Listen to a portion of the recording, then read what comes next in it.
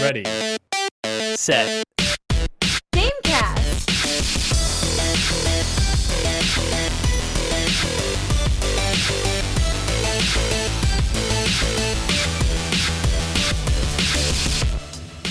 Welcome to Ready Set Gamecast, a bi-weekly podcast about video games and uncut gems. I'm Bryce, and I'm joined by the Adam Sandler of gaming, Matt. What's an Adam Sandler reference? There's the one where I'm from New Hampshire. The Hanukkah song. Yep. Put on your yarmulke. Billy Madison. Happy Gilmore. Big Daddy. 50 First Dates. What's the one where he's really rich? Mr. Deeds. Oh, Mr. Deeds. That could have been great. I feel Little like Nicky. I don't think I've seen Little Nicky. Mr. Deeds, he does so many movies that are really good, and then they just kind of turn into bad stuff. It's bad time. I like Adam Sandler. I used to own, I probably still own a lot of DVDs of Adam Sandler movies. I don't get me wrong. I love Adam Well, I like Adam Sandler. I don't love all the things that he's done. Definitely there's a middle point. I feel like he's kind of coming back around. There's definitely a middle point in his career where he was just churning out garbage for the paycheck. But I feel like he's kind of been I can do it. It's fine. There was a movie he made where he played a character whose entire family, his wife and kids, died in 9/11. And he played someone who's super depressed, and all throughout the movie he's just playing Shadow of Colossus on the PS2. Just it's very visible. They show it several times. I think at one point he just describes what he's doing in the game. It's not hey, we're just dropping this in a background thing. He's visibly playing Shadow of Colossus throughout this movie. Do you know what that movie was called? I have to IMDb Adam Sandler right now. I am good IMDb him. I was thinking, you know what movie he's in that I feel like is super underrated? It's Uncut Funny Gems. People. Really? I think Funny People was a pretty good movie, and I think a lot of people didn't really like it. I think maybe it's a little too self-aggrandizing or something for comedy people, maybe, or something. The movie I am describing is Reign Over Me. Reign Over Me is starring Adam Sandler and Don Cheadle. When did that come out? Oh, I found it. It came out 2007. in 2007. Shortly after the year after the movie Click, which did make me cry. I very much enjoyed the movie Click. It made me cry a bit. There was a bit in the middle where I was like, okay, you're doing some goof 'em ups. That's a bit much, but I did cry. I watched the movie. It was raining, and then my tears also created rain on my face.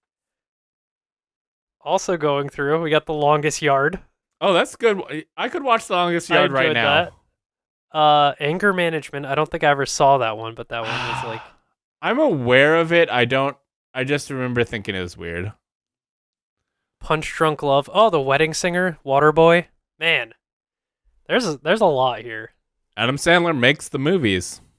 Well, this great discussion brings us to what have you been playing?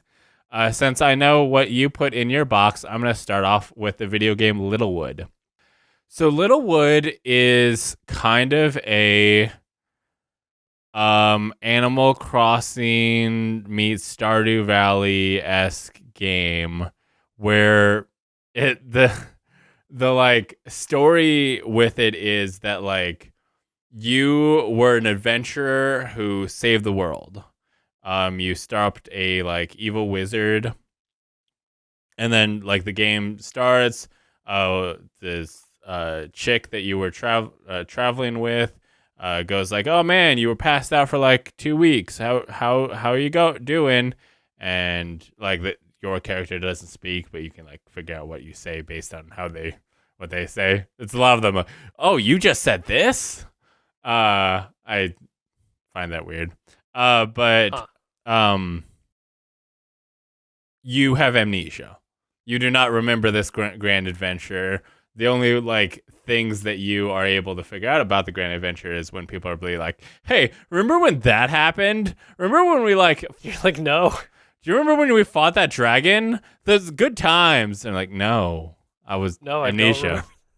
This, I've already told you this. I remember that part. Like, but I'm only like a few days in, but it's like it starts off with you and the people who like adventured with you move into town.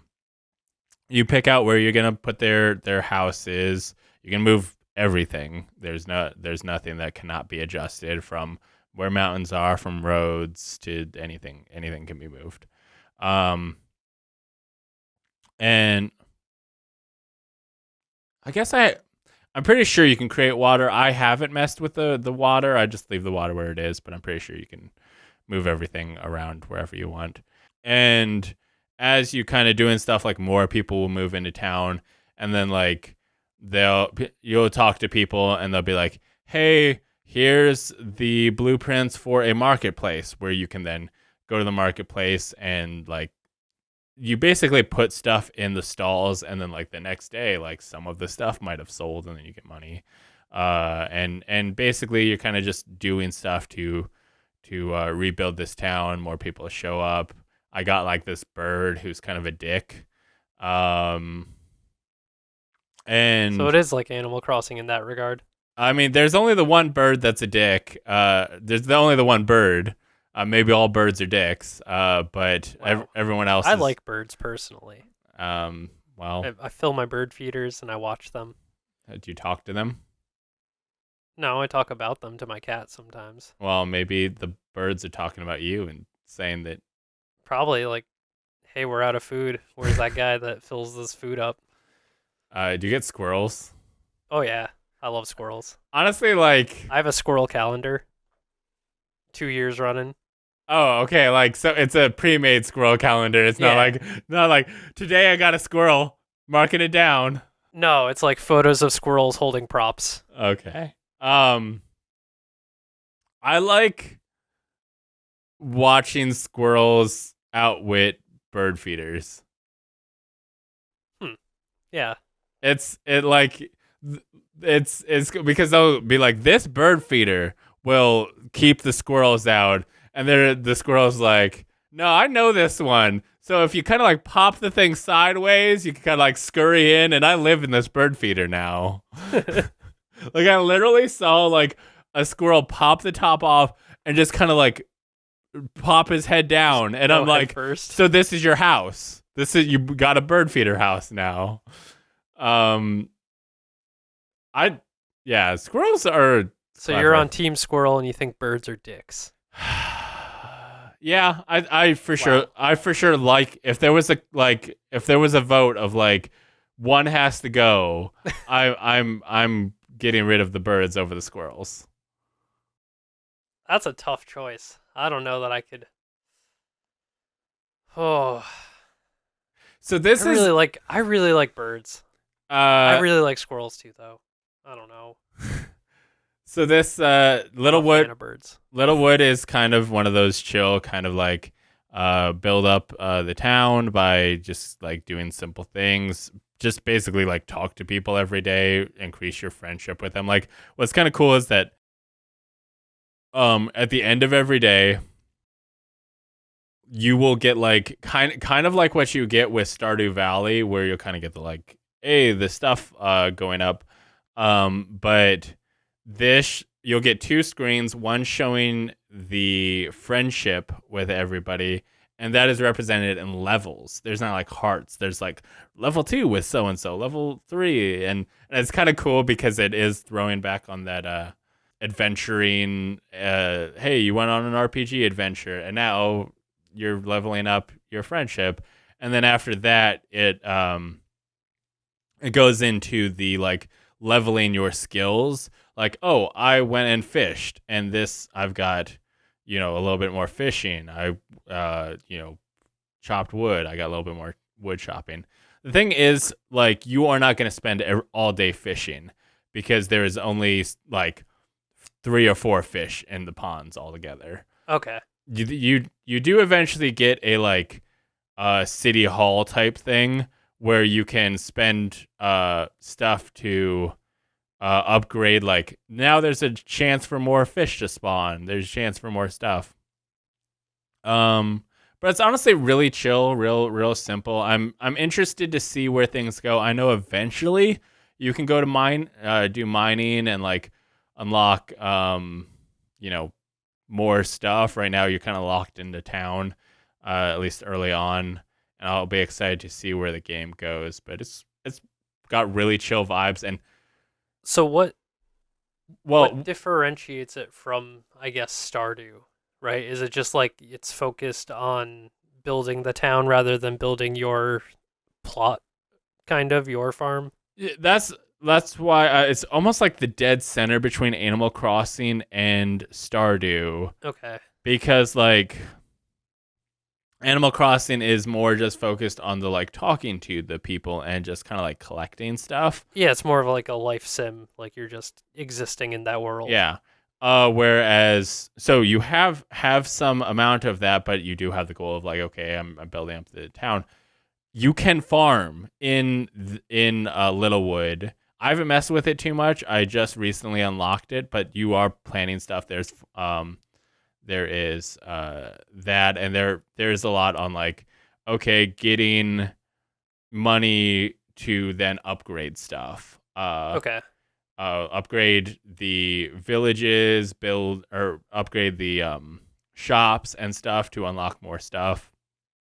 So there's more like progression paths and like Yeah. RPG kind of stuff. Yeah, it's like, and there is mining, which is like a Stardew Valley. Like, honestly, the mining seems very like, honestly, if you imagine like Animal Crossing and Stardew Valley made a video game baby, Littlewood's that That's baby. how babies are made. That is making kisses make babies.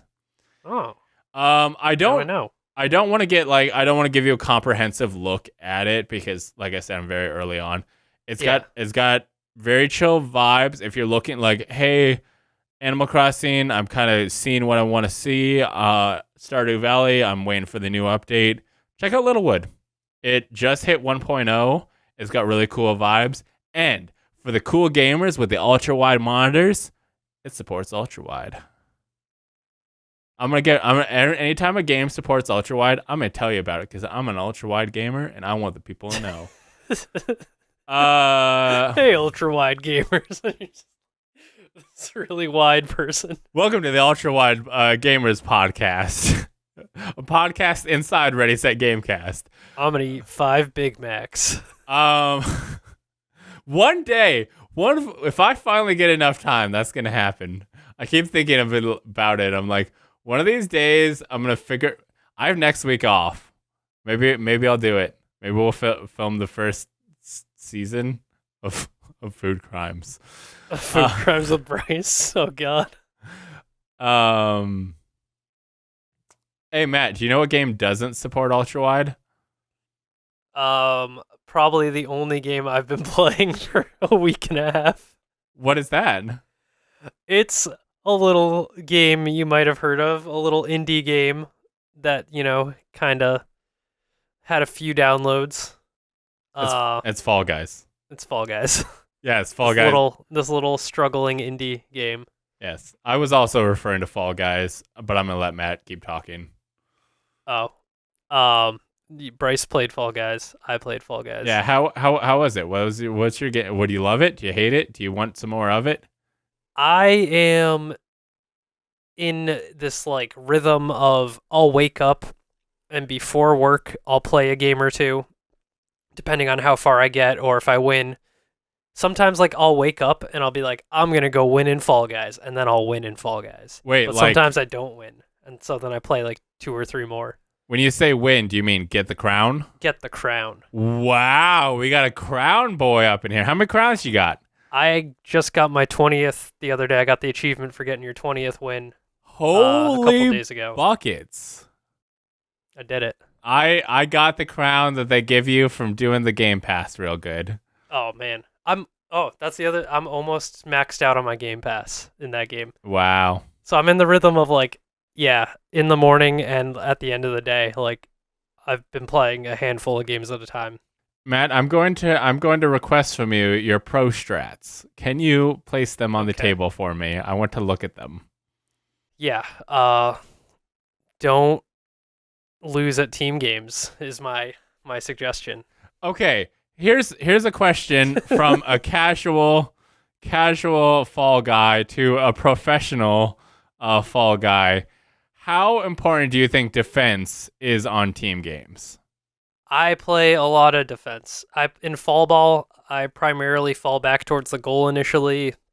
On the hoarders game mode, where it's like the 3 different teams and everybody's trying to collect the balls, I generally figure out like which team is losing at first, as long as it's not my team, and then I'll go play like a defense against their area. So like I'll just hit the ball back to either of the other 2 sides, so that team's always losing. Oh, wow. That's a tactic. Things like that. Yeah. I basically, if you're in a 3-game team mode, team up on one of the teams with the other team. That's the best way to do that. I am a strong proponent of like you probably want at least 2 people, depending on how many people are in the team game, at least 2 people on defense of your thing, because there's a lot of people, especially with the egg one.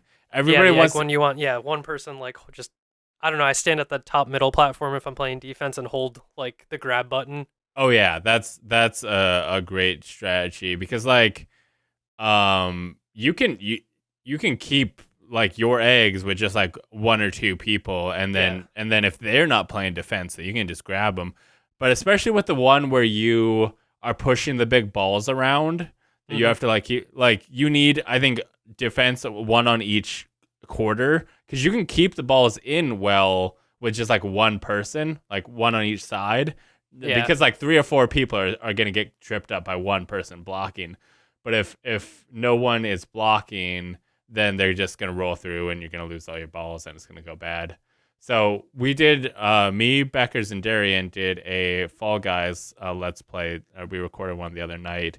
Probably won't be out for a bit, but I kept going like, hey, team game, we should be covering defense. And they're just like, you do that, we're going to go grab the balls. And I'm like, but there's 10 of them, please. I can't. Like, if we push the balls in, they're just going to knock them out. This isn't help me. So do you recommend the defense? Can I say that the Fall Guys master says defense is the key? Whatever you're more comfortable with. I feel like in like team sports in general, I tend towards a more defensive role.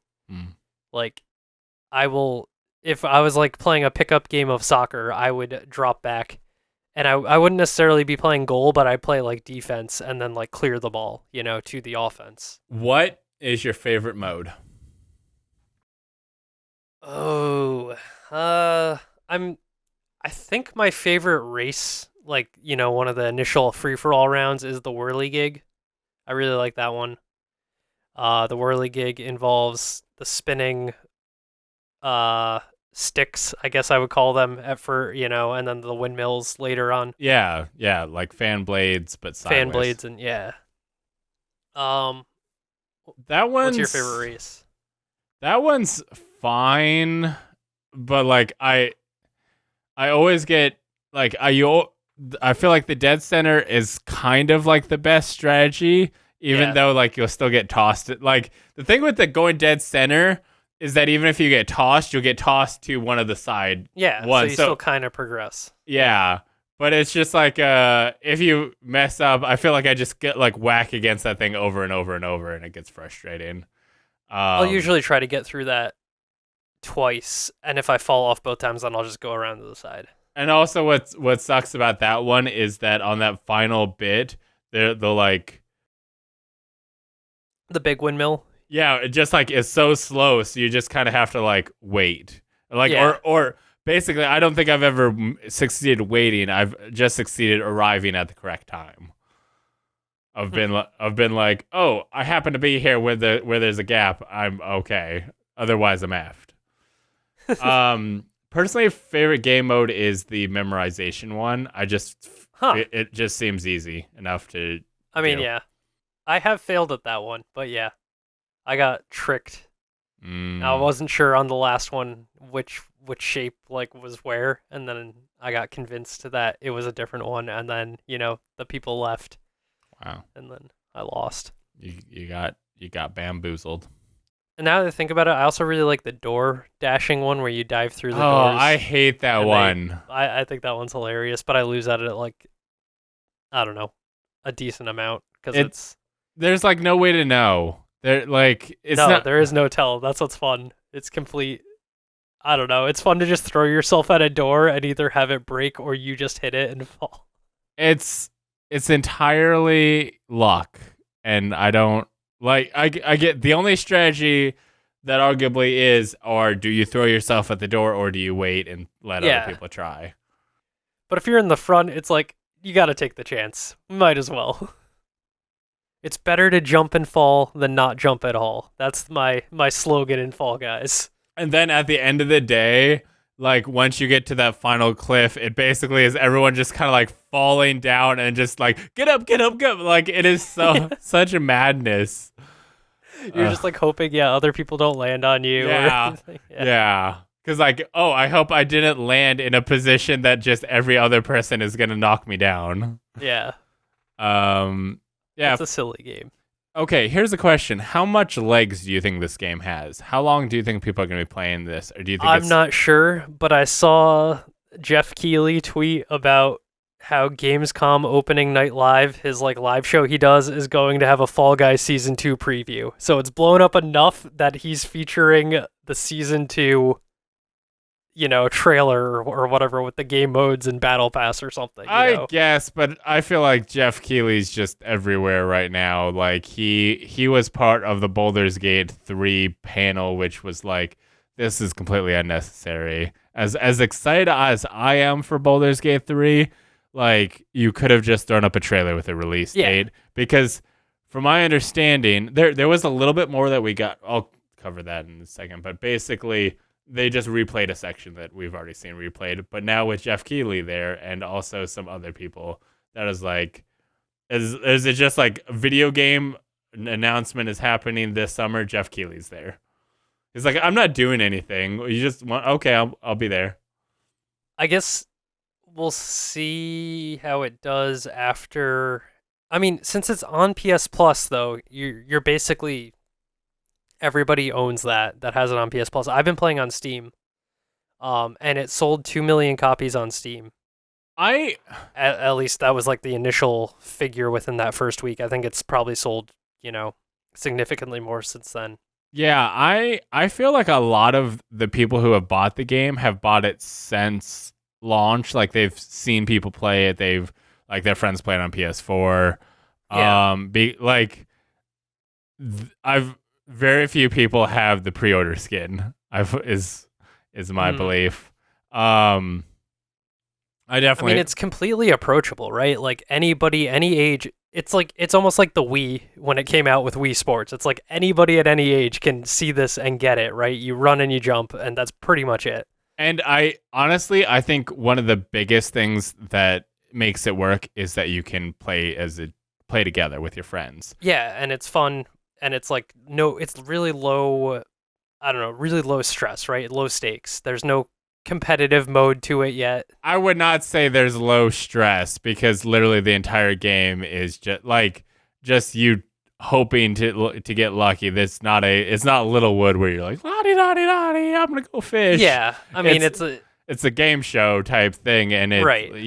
But, and like I said, there's so much of it, like, how much of this do I have under my control? It can be fiddly. So I would say it's very stressful. Just ask Tim the Tat Man. Yeah, Tim the Tat Man. I watched that. I watched him attempt for like 3 days to get a win.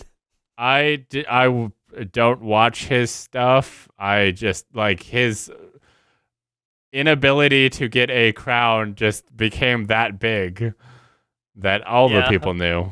That literally he did it was trending in the US on Twitter, and it was referring to Tim. Well, I also love that the Fall Guys Twitter account would taunt him. It was like it was the weirdest video games, man. Speaking of that, want to hear some video game news? Yeah, that was good. Nice. You like my visual and audio cues to let you know? Nice. Bryce, the thing played. All right, I heard it. We're going to start off as we do with quick news. We have quite a bit of quick news and just a little bit of big news.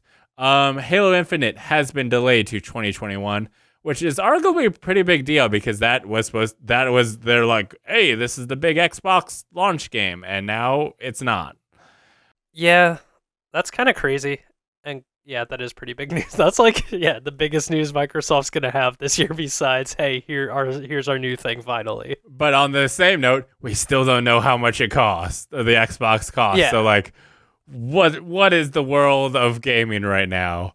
We actually have a couple delays, which honestly isn't too surprising in the world that we live in. Deathloop has been delayed to next year, and so has Golf Story sequel Sports Story has been delayed.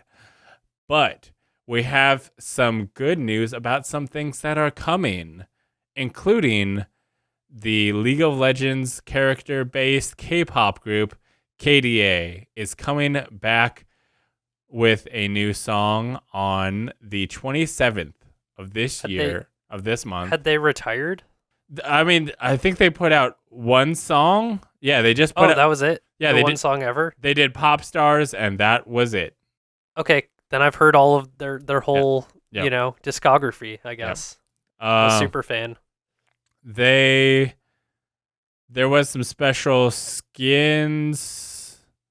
A pre-release single implies that... So they're doing the pre-release single on the 27th. And according to Polygon, they are under the impression that the pre-release single implies that a full album may be coming. Oh, that's kind of cool. Yeah, it would be interesting. The thing that I find really interesting about KDA is that, like, obviously real musicians are making this. The League of Legends characters aren't real, and they are not an actual music group, despite there being actual music. So what are you basing that on? The fact that the world is real.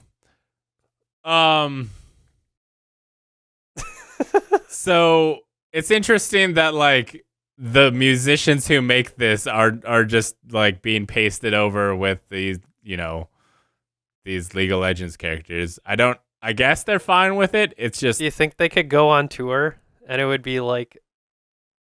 I don't know. They'd have like an animated short play, but there would be the actual musicians playing on stage, but it's like kind of blacked out, I mean, Hatsune goes on tour. The Gorillaz goes on tour. Yes, you can 100% have... The thing with the Gorillaz, though, is that like they are the actual band also. They just have avatars, right? Yeah. I was going to make that comparison and then realize that didn't... I don't think that applies. It's a weird... Like, do people ever actually see the Gorillaz? Or do they only ever actually see their avatars? I don't know what a Gorillaz concert looks like. I've been to a Gorillaz concert, actually. What's that look like? It looked like a full large band on stage with the Gorillaz and like the people singing and stuff, but they also had a giant, video that played above. I went during their Plastic Beach tour, so that was the one where they did all the like features with, like Snoop Dogg was in it, like Bruce Willis was in the music video for one of them, but like Snoop wasn't at the show, obviously, so they just had like a video with him saying something and then like, played the music video while playing the song live. More or less. Sounds like a great way to... It was interesting. It was a fun time. But you saw the human fleshy people on the stage. They had like they even had like an orchestra on stage.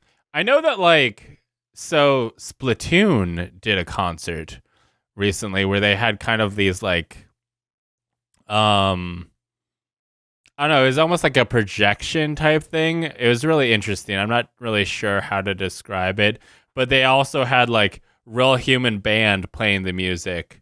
And then like it was supposed to be like the Splatoon characters were doing the sing songs.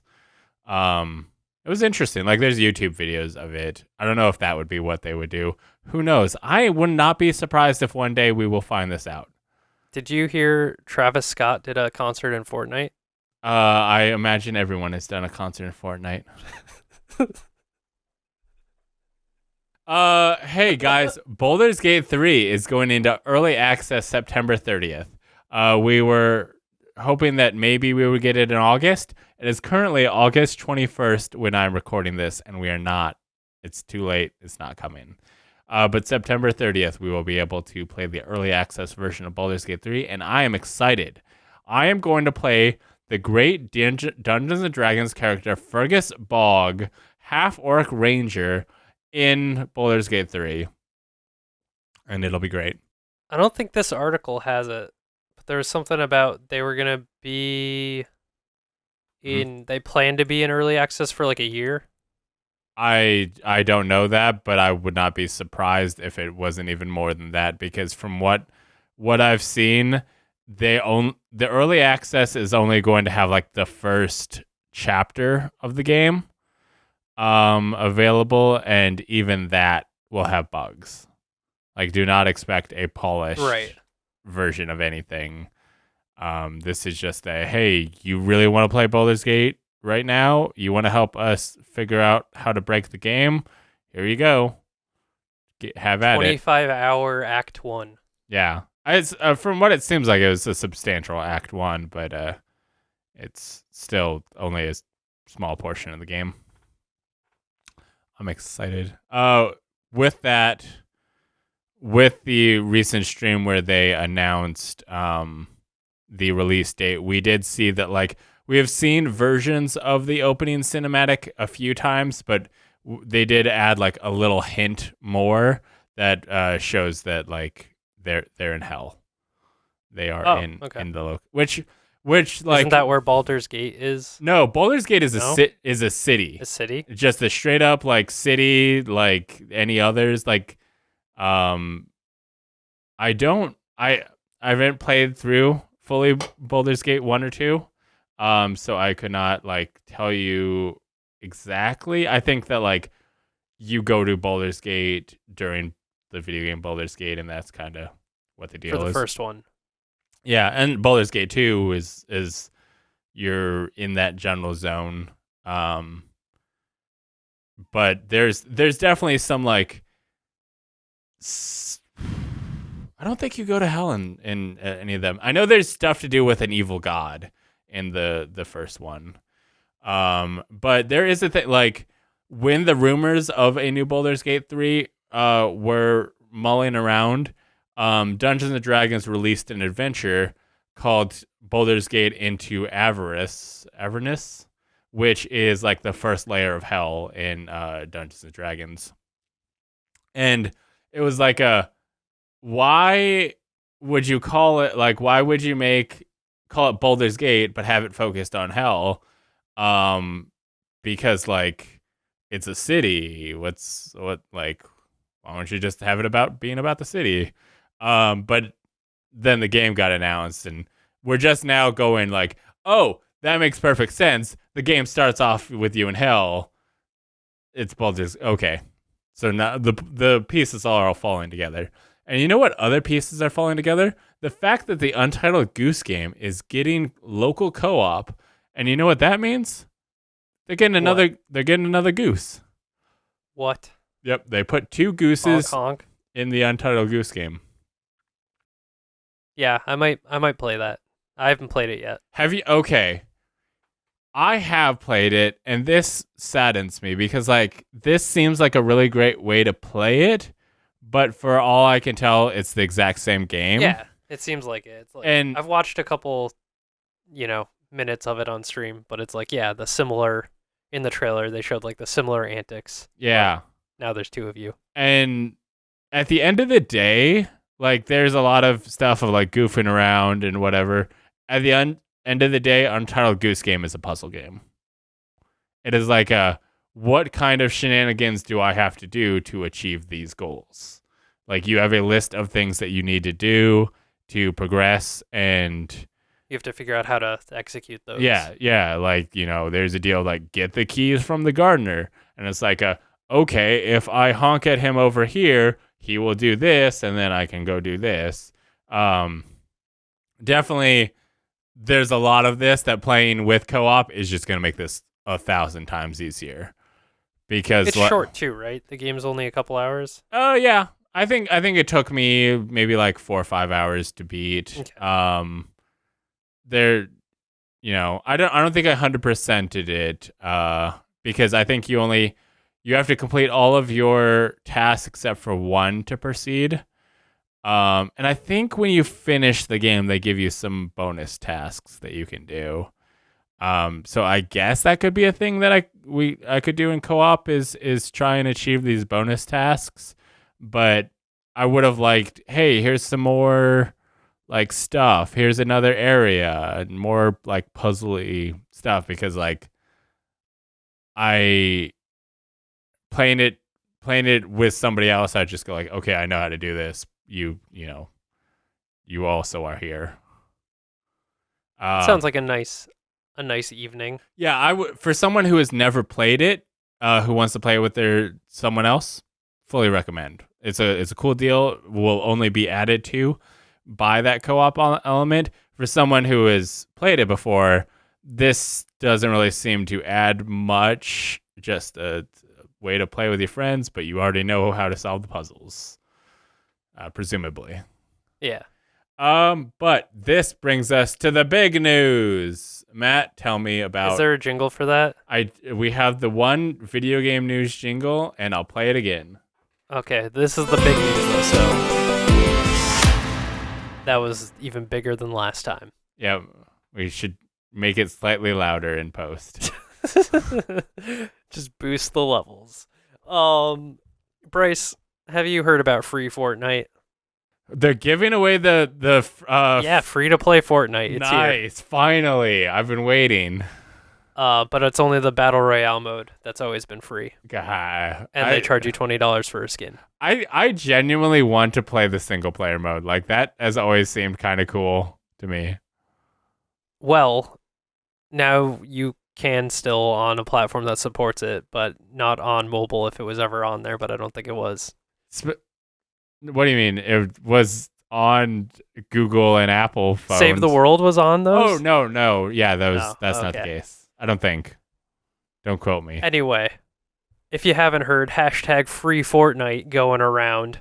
Fortnite has been removed from both the Apple iOS platform and the Google Play Store on Android because Epic Games decided that they wanted to create their own payment system in the app or direct you to the web or something like that, but basically to route around the in-app purchases where Apple and Google both take 30%. After making that change, Apple sent them, I think, a cease and desist or something a of lawsuit. I think it would start with the cease and desist, and then I think like Epic has been the one stepping things up at each turn. Yeah, so at that moment, once they sent this payment thing out saying, here are our new lower prices, here's how to get our lower prices in-app, because otherwise, basically they took the 30% cut that Apple and Google would be taking, and they just took that out. And then Apple basically said, hey, you can't do that, and that's when Fortnite literally started a marketing campaign around free Fortnite because they had this 1980 Fortnite ad, which is a parody of the original Apple. Of an Apple commercial. Yeah. If some people, honestly, like that was before my time. But it's like a very notable ad in the commercial space over time. Sure, but the Fortnite audience might not be aware if that like, hey, this is harkening back to an old Apple ad, which is kind of a turnaround. Like Apple used to be like, we're unique and different and edgy, and then they kind of became the like squares, and now Fortnite's like, haha, you're the corporate baddies now. Yeah. And I think the latest thing I've seen was Fortnite promoting a like print your own free Fortnite materials at home, and it's like the old Apple rainbow logo with the striped bars in color of the apple, but it's the llama head now, and it's free Fortnite.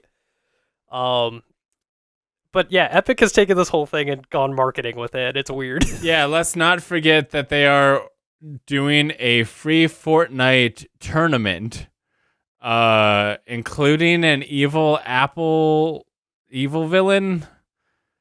Like it's there's an element of like I wouldn't be surprised if their pipeline is very streamlined and they could pump out stuff quickly, but it also seems like they knew this would all go this way from the get-go, that they were ready with this shit. And I mean, yeah, they literally had a trailer, then they had a tournament ready to announce. They had in-game activity related to this. Imagine if Apple just took it on the chin, and they're just like, whatever, and Fortnite's just like, but we have this. Yeah. What do we do? Throw this out? You sure you don't want to kick us off? Like, maybe. But now, Apple and Epic are in a battle of, I don't know what to call it, an arms race, I guess, of legal action right now. It should be noted that Fortnite has also been kicked off Google's Play Store, Yes. but the fight seems to be square at Apple. Like, they are not parroting Google stuff or anything. It is the thing seems directly fucking with Apple, and these lawsuits are both with Apple and Google, but the Fortnite's Epic's whole thing is targeted directly at Apple. It seems to be the case. But yeah, because of what Epic is, they are not just the people who make Fortnite. They are the people who make the Unreal Engine. They are, they do more than that. Fortnite. They've been featured for years on Apple's presentation stages at their events with, hey, we've partnered with Epic, and they are working on, I can't remember the name of their slasher, sword game they had on mobile, but it was like this Unreal Engine 3 demo of here's Unreal running on an iPhone, and here's this game. And they've been doing that forever at this point. Yeah, Epic makes games. They make the engine that makes games. They publish games. And so this fight is way bigger than just Fortnite. And that means the consequences are much bigger than Fortnite. So when Apple fired back, it took down way more than Fortnite. Yeah, they're now threatening to remove the complete developer privilege or something along those lines of Epic. Yeah, from my understanding, that basically means if you made a game using the Unreal Engine, and it's a very good idea to use the Unreal Engine, at least has been, because when Fortnite made Epic all that money, they were like, hey, Unreal Engine, free, up until you make a certain dollar amount from your game. And I think it's like $1 million. It's some really high amount that people are like, holy shit, yeah, this is great. This makes making games way easier. And it's like, I don't have to worry about the money. So there's probably a lot of people who jumped at that and were like, yeah, I'm going to put my game out using Unreal. And now they're basically being locked out of iOS because of this, because Epic, pulling these punches, that they're just like, an indie dev's just like, I fucked up. I didn't know this was going to happen. Ultimately, Epic is on the side of those people though. And that's their main base for their argument, right? Is, hey, we have the leverage to do this. The App Store is taking a 30% cut on every transaction is too high, and that literally helps every app. It just hurts Google and Apple Yes. at the end of the day if they can win that. I 100% agree. Like, I do not think the level that like Apple and iOS, iOS store, bring to the App Store. table by running these stores equals 30% of every sale. It's like you don't buy Twitch currency on the app because you are gonna lose money. Right. And especially for Fortnite, like Fortnite, I'm sure a large amount of the people who play are younger kids who are playing on a mobile device. Their parents will be like, yeah, play on my phone while I watch TV. Or some sort of tablet. Like it's way easier to get your kid an Amazon Fire tablet than, get a PlayStation 4. Just get them a Switch. Arguably that too, but yeah, I don't know what Nintendo's cut is like. Yeah, I don't know what the cut on other like PlayStation and Xbox and stuff is like. That's an interesting thing to be like. How does that line up? Would it be more fair for the Apple to line up with like what Nintendo takes? Because I don't know what these cuts I don't know look what like. they take either.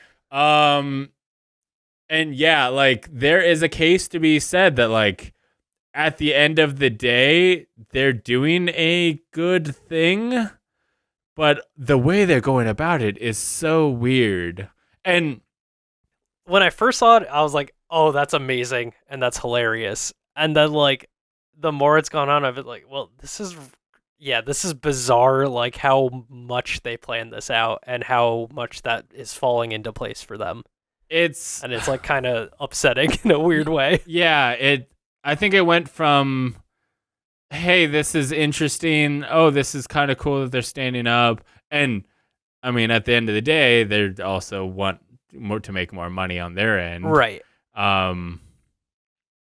But like they're the guys that can do it. Yeah, I mean, Fortnite is the one that forced Sony to open crossplay.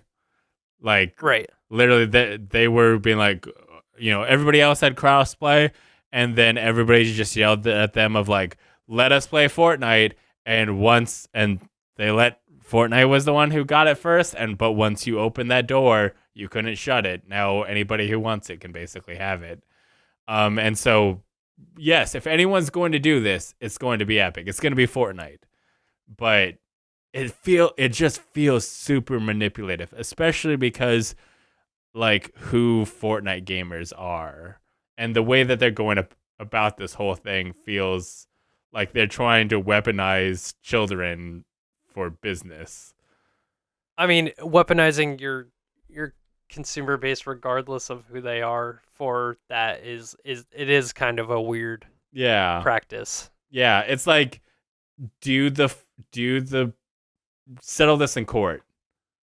Right. Like what do you want to achieve by having everyone like use this hashtag, by doing these weird things? Like what do you want other than to, I don't know, bully Apple into giving you what you want? Probably, right? Like make them give you ground before it gets to a courtroom, right? Yeah. Like make them say, yeah, you're right, we're wrong. We're only going to take a 15% cut now or something. Yeah. It's super weird, and I don't think this is the way they should be doing it. It's interesting to look out from a deal, but it also reeks of like, this is manipulative, this is weird. Okay, well, that's what we have to say about the Fortnite, but if you want to say about should this podcast be the greatest thing possible, I have something to help you out with that by going to patreon.com/lastgeek and supporting us for the low price of $5 a month. You get a shout out on each and every episode of Ready Set Gamecast, like Aaron C. and Dragons Lucas did. Thank you for helping support the show, helping keep them lights on. and allowing us to feed the chickens. Hey, Ready Set Game Chat is coming out again. Darian has picked the game The Suicide of Rachel Foster, which will be the very next episode. I intend to play it next week. That's good to know. Yep. We were doing a giveaway of who would receive this game. They had to tweet at us their favorite episode. And That's a lot of rules already. they could have said all they had to say was a number less than the amount of episodes we've made. So Or equal to. Or equal to. The one we are currently making would apply. If you did It's like some Spaceballs logic. Yeah. If you were doing episode 99, that would feel disqualifying. But really, at this point, I would have accepted that because no one tweeted at us at all since we started this contest. That's sad. That's so sad.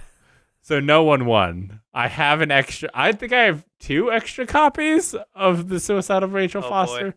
Because I don't remember if I bought a second bundle because she wanted to give away the whole bundle. Oh boy. So maybe like hey, if at any point someone hears this and tweets at Ready Set Gamecast and says, I would like a copy of The Suicide of Rachel Foster, I imagine the code will still be good, and I will send you that You'll code. just give it to them. Yeah. I will give you that code. That works. If you were listening to this in the year 2025, I will give you. And you still have the code. Yes. This is a one-time offer. One person gets to take this deal. I have one code, and it could be you. What if you just like started? Well, no, it's probably not. I was gonna say like dropping pieces of it. Like here's part of it in a tweet. Here's a letter of X. Because people are dying for this code. The task of tweeting a number less than 78, less than 78. No, you're right. You are right. 78 because the current one's 78. So a number less than 79 at the Ready Set Gamecast Twitter. It's RS Gamecast on Twitter. If anybody did that, they would receive this. But that task was too high. But deciphering random numbers of a code throughout our several tweets, that's what would have got them. That's how you got to be like cryptic and make a thing out of it, right? You got to make it an ARG. Yeah. Hey, look at our last 20 tweets. It was a code for The Suicide of Rachel Foster. Bet you didn't see that coming. I like it. Hey, Matt. Do you recognize this jingle? That's when Darian usually talks. Well, she's not here, so I hand it to you, sir. Do you want to be part of the show?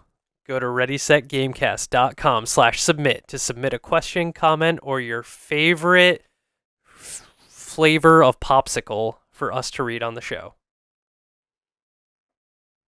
And type of popsicle, like, because you know, it might just be like a regular pop. I'd consider like the ices, you know, like the ones in the plastic tube, a popsicle. Honestly, when you said popsicle, that's the first place my mind went. I pictured like the, you know, wooden stick. Wooden sticks. Like the riddle. Wooden sticks scare me because one time I ate a corn dog and I got a splinter in my mouth, so I don't mess with the sticks anymore.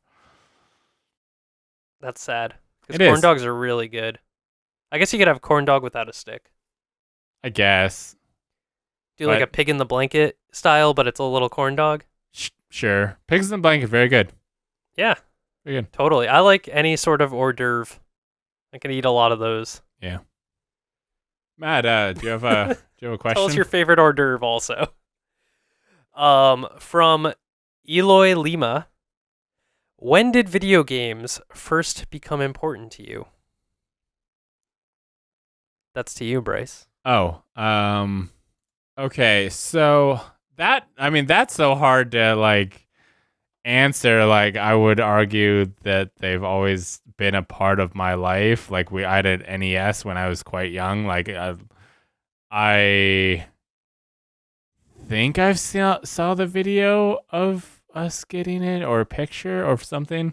And like I have a videotape of the tape is just like Bryce and Brandon play NES, and I guess my dad just like pointed a camera at me and my brother, and it was like I guess like a single player game. It's probably like Mario, like Mario 3. Like you can't technically play at the same time. You just like switch between. So it was like basically my brother being older than me, he would play, and then I would like at a certain point be like, I want to play too, and then my dad would be like, let him play. And it's like okay. After, but once he died, my brother being the clever butthole that he is, he'd be like, okay, but once he dies, then I get to play again. And me being like younger and not as good, like 5 seconds later, I die, and they're like, okay, my turn. It's like, and then you saw me getting upset. It's a great thing. Maybe I'll stream it one day. Maybe just like. Did you ever have a Sega? I did. We actually had. Did you get to play as Tails? No, honestly, I don't think there was very many times that like me and my brother played the games at the same time. I was gonna say, as a little brother, I got to play as Tails when we played Sonic. I think we just kind of played our own things at our own times, which like most early games were like kind of designed that way. Like you play by yourself, even when you're playing co-op, even when you're playing Mario and you're playing as Luigi, you're basically playing Mario again. Yeah. I think I do remember playing Contra with my brother. That is a game that I do remember. That was a good co-op game. Yeah. Yeah. I think that was like the first really good co-op game. Yeah. So like that is like been a part of my life, though there was parts of my life that it was less big. There was. God, like, I'm just gonna say, like, always and not like in different ways, video games have been an important part of my life. There was a point where I did not have internet, I did not have cable. The only thing I had was a PlayStation 2 and a copy of like Final Fantasy 11, which 13 is the MMO, right? 14. Okay, I think it's Final Fantasy 11. Yeah, so I didn't have cable, I didn't have internet. I just had a PS2 and a copy of Final Fantasy 11, and I would work, and I would get off work, and when I got bored, I would grind on Final Fantasy 11 until I passed out, and then I would get up and I would go to work, and then I would grind on Final Fantasy 11 until I passed out, and that would be what I did for entertainment because that is all I had. It wasn't a great time in my life, but I would argue video games were very important to me at that time. Probably very important then.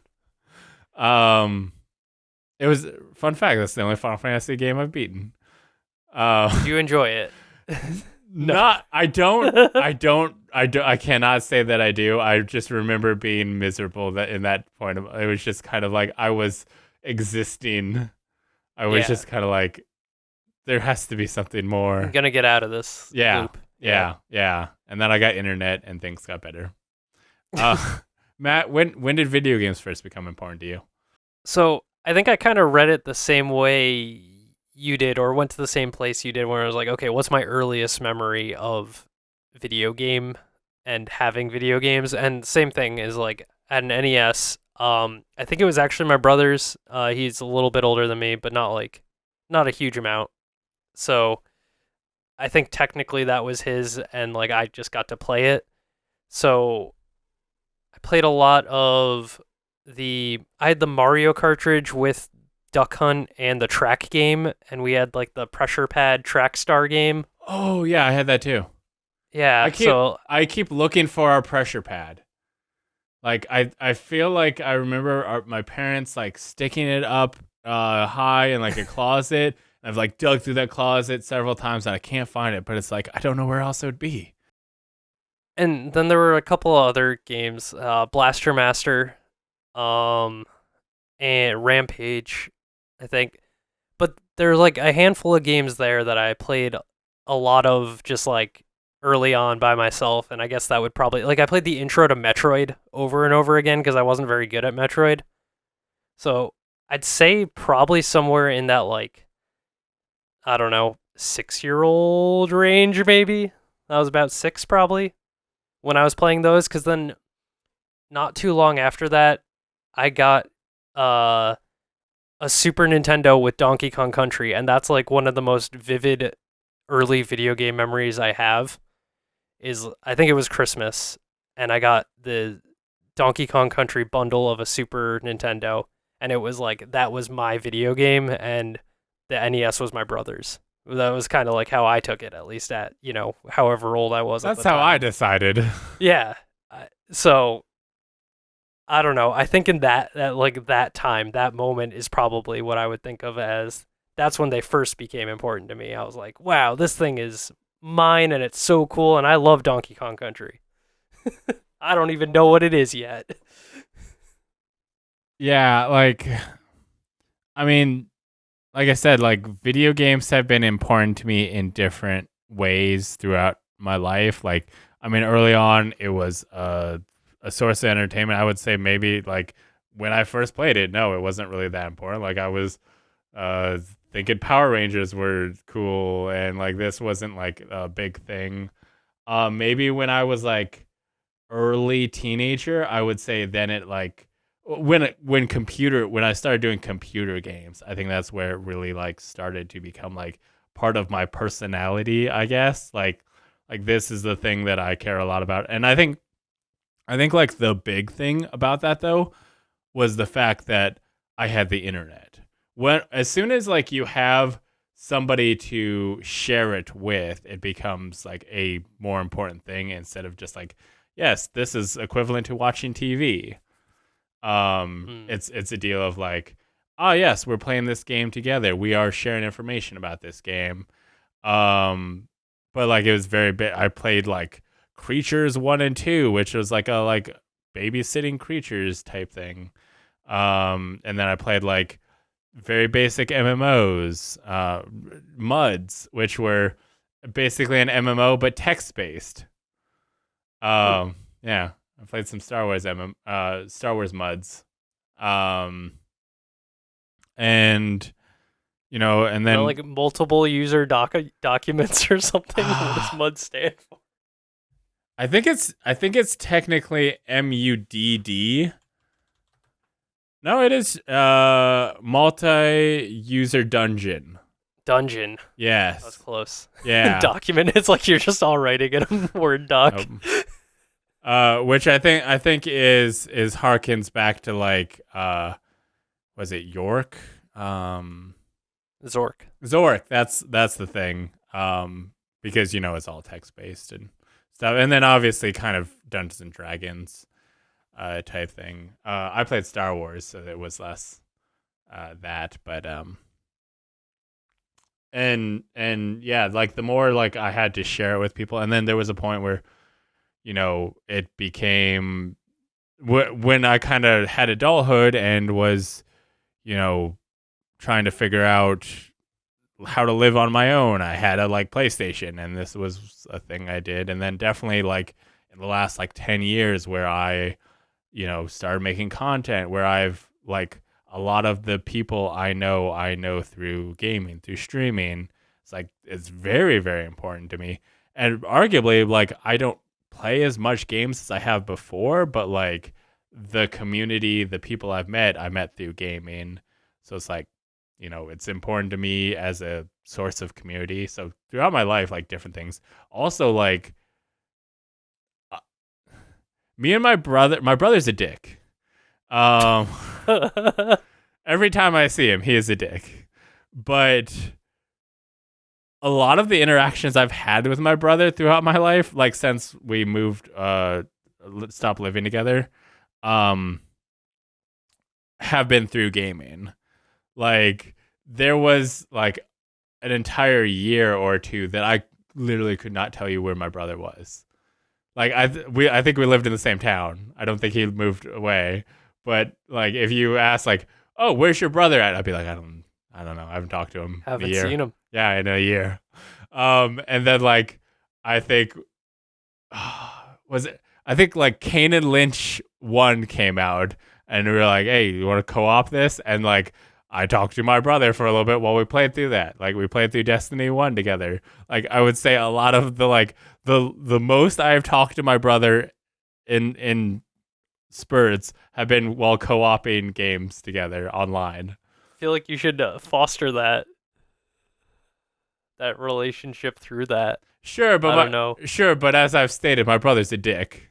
Yeah. So at the end of the day, it's a relationship with a dick. Like when I see him at Christmas, he's just like, "Hey, fuck you. Here's a present."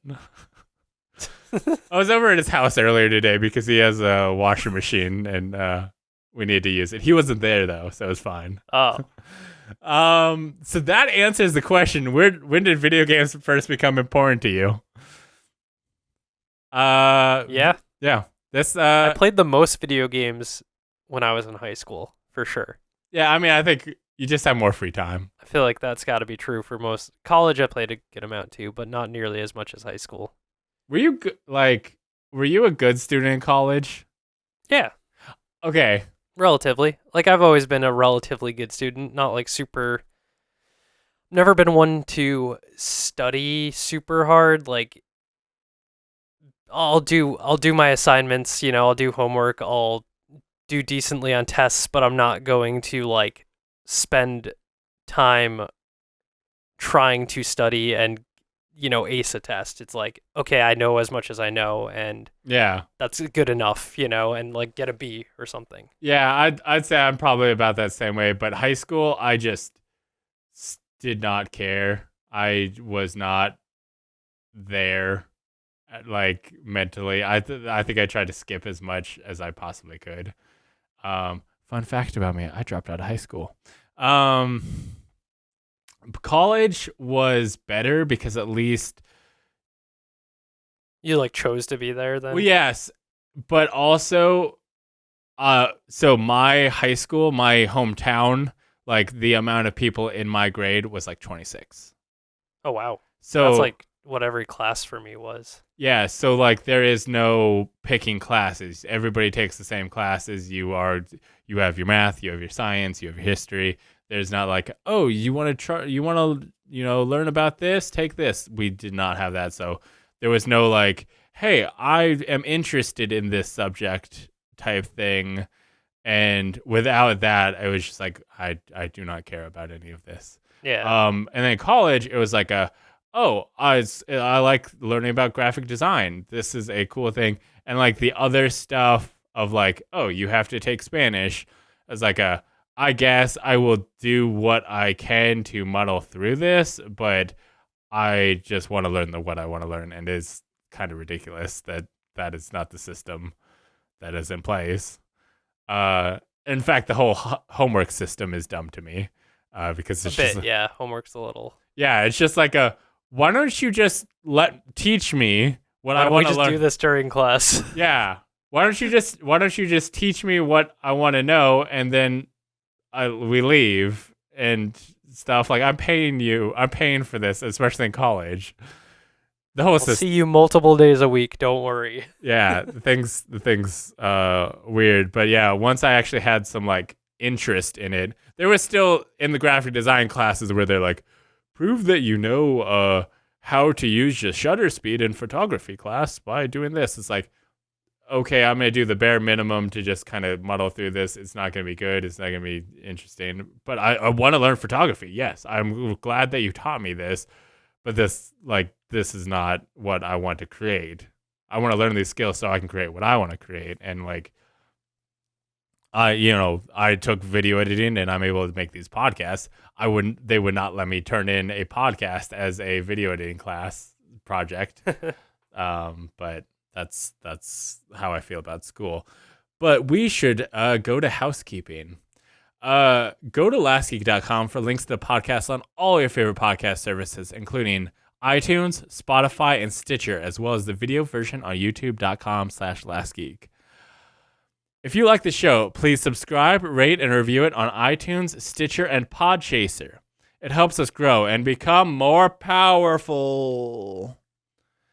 Also, tell your friends about this podcast, please. Tell your friends. Tell your friends. Or else. If you don't have friends, go to the library and ask to check out a friend. Hey, are there any friends here? I was going to say, go to a Discord server and say, will you be my friend? Go to Matt's Discord server and say, Sure. Will you be my friend? You're gonna read out the invite link for your Discord It's server? available somewhere. Go to my Twitch page. I think it's there. Other Last Geek stuff you should check out. Go to lastgeek.com/store for awesome merch from this show and other shows that exist, including a Last Geek crop top, perfect for the time of the year where it's too freaking hot to wear a full shirt.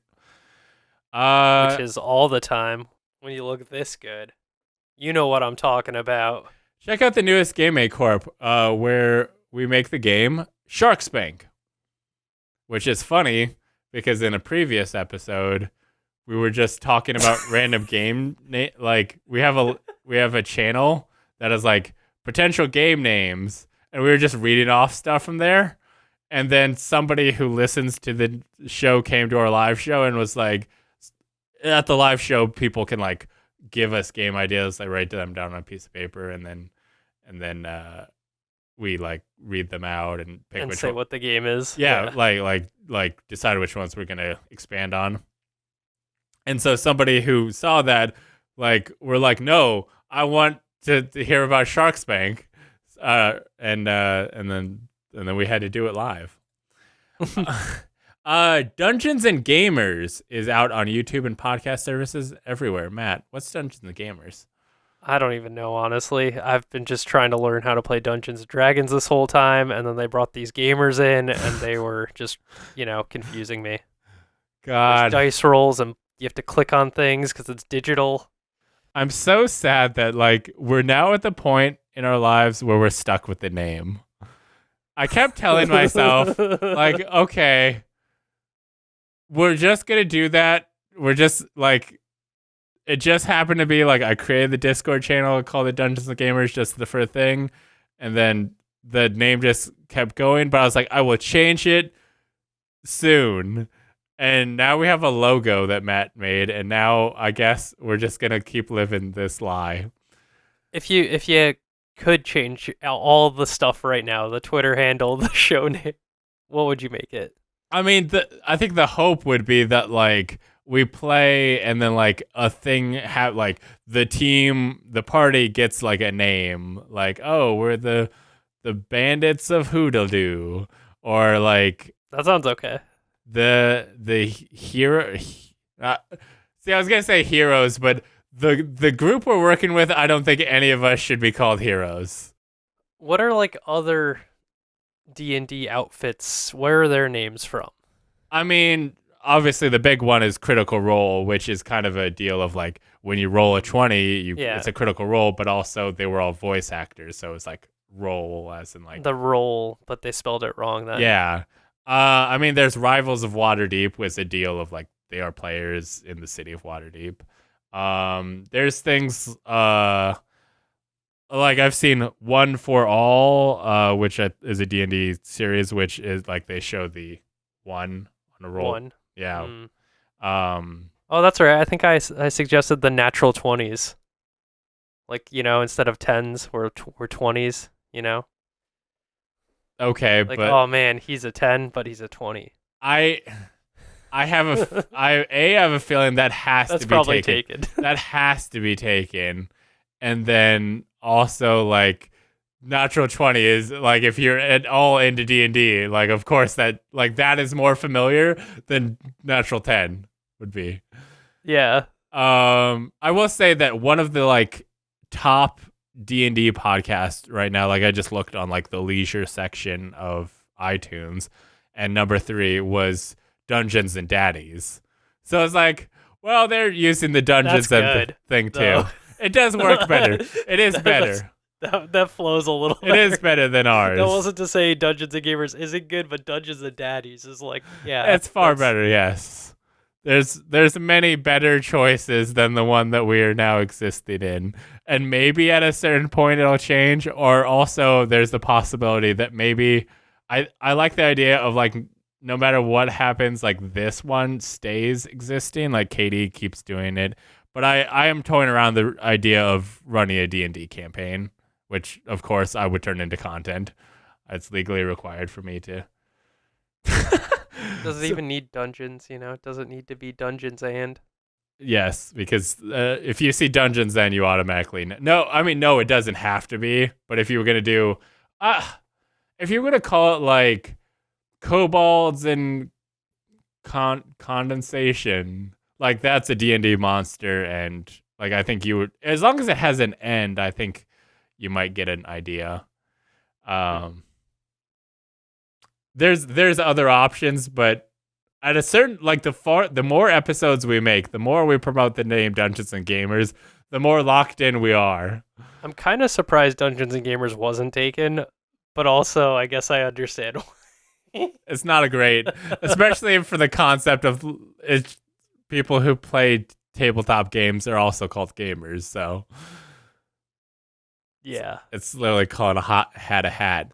But Gamer. if any of these things seem cool, you should follow the Twitter account Dungeons. If you're a gamer, then you should follow the Twitter account Dungeons Gamers on Twitter. All one word. We don't have an end in there because that's too many characters. It'll give you cool updates when we do new episodes. We're doing a live stream, but it's you won't see it. It already happened. Already happened. Not if you're watching this live, but if you're listening to the podcast, it already happened. It just happened. You will be able to listen to the audio from that down the line in your video or podcast feed. So you should go subscribe to us on iTunes, Spotify, all the places, so that when the new ones come out, you'll be able to see them, and you can listen to part 1, 2, and 3 of our first adventure. I farted at least once in it. My character farted. Oh, I thought you meant just then. No, at least once. I tried to fart twice, but the second one got cut out because none of you could hear it. We should become like the Booty Bandits. The Booty Bandits. Yes, perfect. That will be... No, that's not... No. Also, this is actually a really cool thing that people should check out and attend. I am doing an indie game showcase on Friday, August 28th at 8 p.m. Central Time on twitch.tv/2dcon. We'll be doing a indie game presentation, something similar to like a Nintendo Direct or a Devolver Showcase, followed by interviews with the game devs who were part of that showcase. So that will be a cool thing. The video has been produced. It is good. I've seen it. Yeah, how was it? I thought it was pretty good. I was like, yeah, this definitely feels like a digital direct event from a brand or company. Yeah, it was my first try, and I don't think I did horrible.